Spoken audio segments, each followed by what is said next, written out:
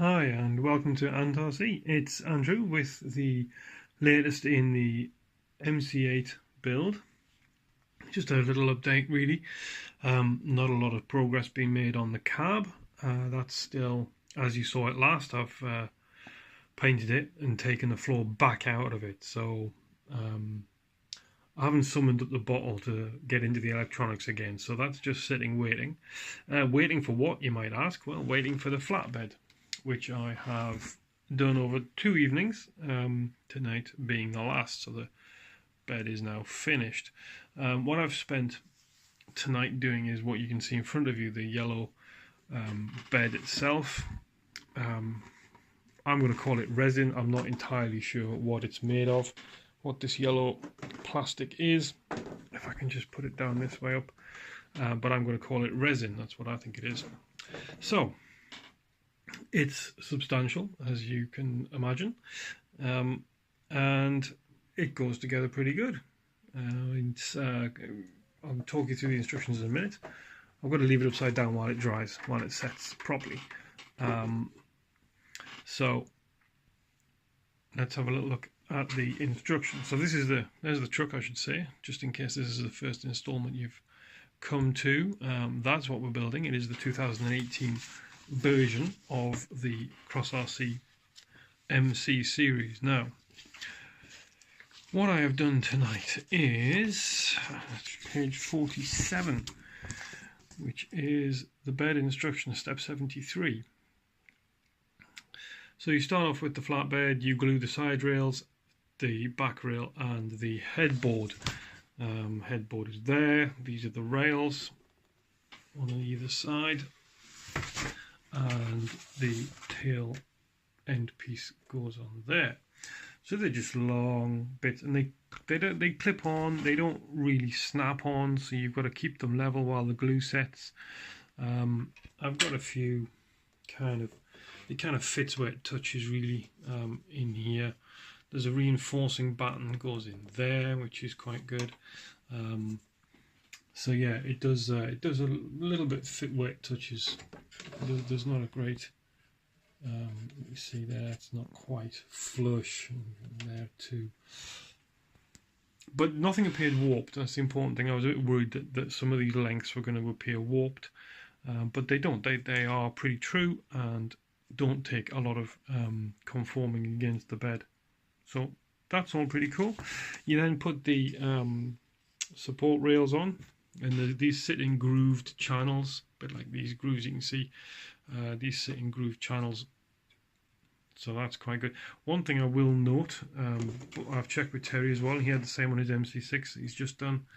I would have thought that they would fit against the side rails, but they don't reach. So as you can tell, as you can see over that side and this side here on this one here, I've put some little segments of plastic card. So I cut that out, chose the appropriate width card so that there's the same width either side. So that means this kind of sits as near the middle as I can get it. Otherwise it slides. There's probably a mil, 2 mil maybe at most of a gap. So whether these aren't on tight enough, I don't know, but I thought I'll put these in so at least everything is relatively safe. What I didn't want is to end up with these long centre rails off true, because then this is what the load bed attaches to the chassis with these pegs, and obviously if they're not square, the whole load bed's going to sit slightly wonky on the chassis, which would look a bit grim. So I wanted to try and keep everything central as best I could. So that would complete this step of the instructions, and then you go down and you fit the center posts, center rails as you've just seen. So that's these two, and they sit in they sit against these sort of uprights. They just sit on there. There are two, you can see them here. These have got little teeth and little sort of a little groove cut in, so it clips in. All right, so it sits on the second support from the front. The rest of them just sit flush up against the rear section on the cross member. Glue it all in, and then these pegs go on into their little designated cutaways, and again you just glue them in. And this is, as I say, what's going to be attaching the load bed to the chassis. Now that did make me wonder, is this going to be strong enough? This is quite a big bed, and if we're going to put cabs on it, and Terry's weighed it down with kilos worth of stuff, you know, and there's only these little points holding it onto the chassis, is it not quite a lot of load through little bits of plastic? But we'll see. I was toying with the idea of drilling through there into the resin to pin these in to make sure they didn't just snap off, but Terry talked me out of it. Well, I did actually drill a hole in that one, as you can see, but then I didn't go any further. You know, must have been tested. It must have been a design that they've used for a while, so I guess it's going to work. So there's plenty of glue on there. The glue I'm using, should just point out, it's often a question that everyone asks us included. Plastic weld, yeah, plastic weld too, and it seems to do the job. I mean, it evaporates quick, so you have to put quite a lot on, but it's you know, it's pretty strong. I mean, you know, the whole thing can be lifted up now.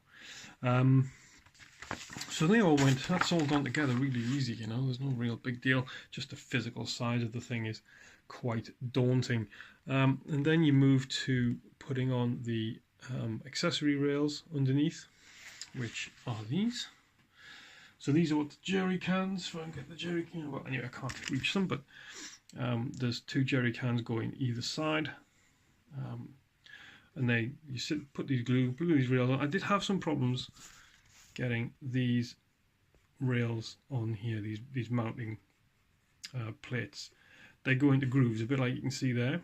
They go into those grooves, but they were too, 1 or 2 of them were just a little bit too big, so I had to smooth them down, but then they clipped in, and then you glue them in, and then you glue these on top. These are all one piece. They just glue them on. Judging by the instructions, they go on at a slightly rakish angle, so they're not truly vertical. They do come out slightly, as this is angled. They come out at an angle. You also have to glue on these little bits here. You can see these little resin supports for obviously the mud guards. Those were a bit of a mare. Spent a lot of time trying to get them to fit. The resin appeared thicker and longer than the groove that was cut into the bed, so it took a bit of time to get them into the groove to fit, but fit they do. The mud guards then went on, which are quite cool. These are metal pieces, 1-piece metal with 2 metal supports that just pop into little slots there to tension the whole thing. Obviously bolts through into the load bed underneath. Let's see there. So that's I mean, it's good and sturdy. There's also, you can see in the bag, 2 rubber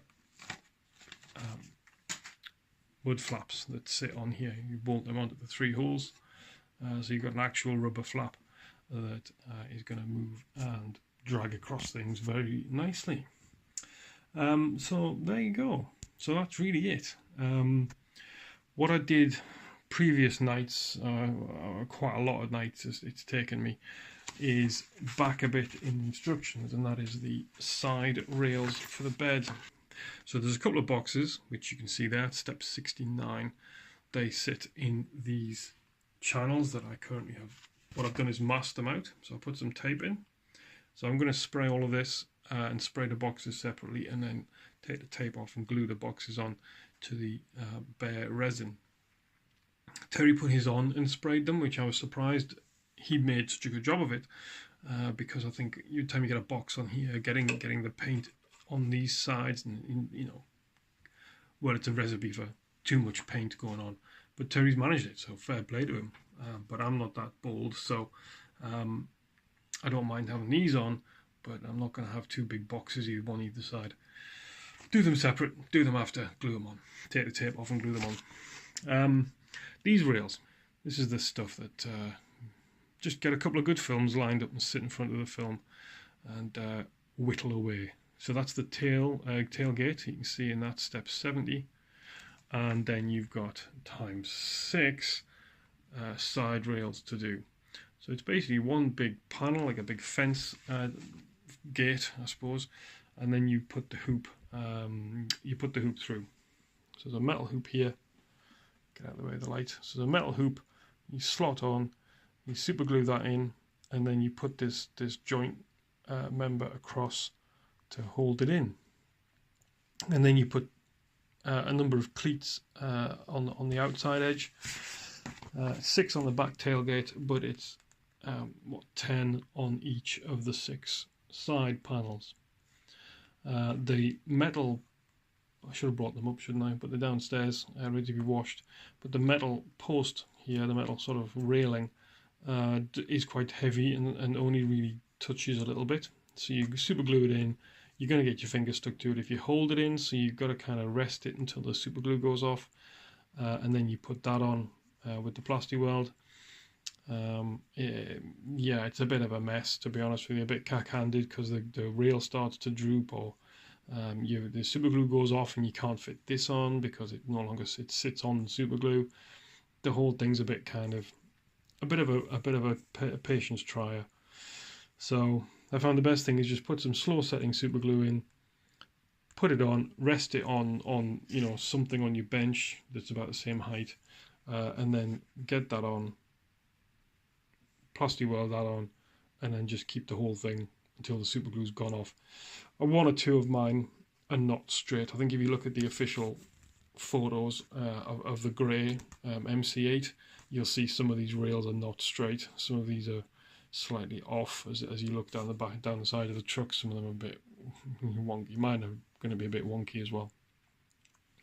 Putting all these cleats on, that's fine, they just plastic weld on, but there is a big moulding line down each of them, so I've sanded all mine down as well.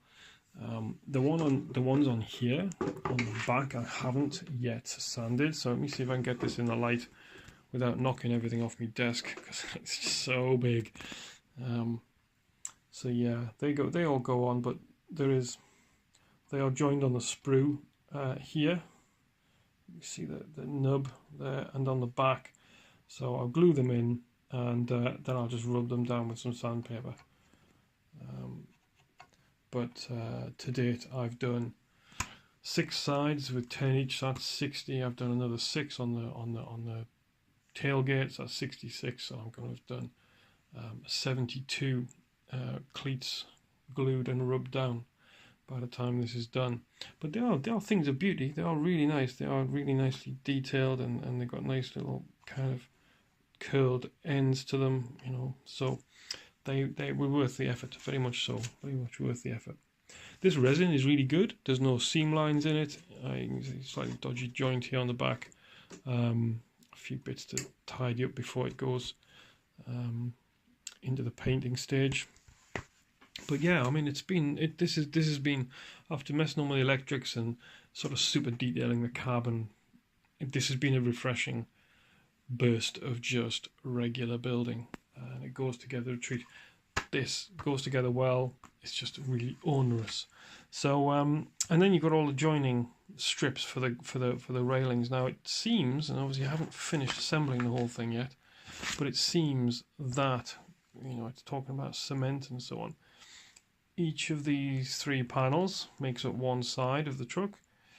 You have got these middle posts, so it's a 2-piece assembly. These join together, but then each of these main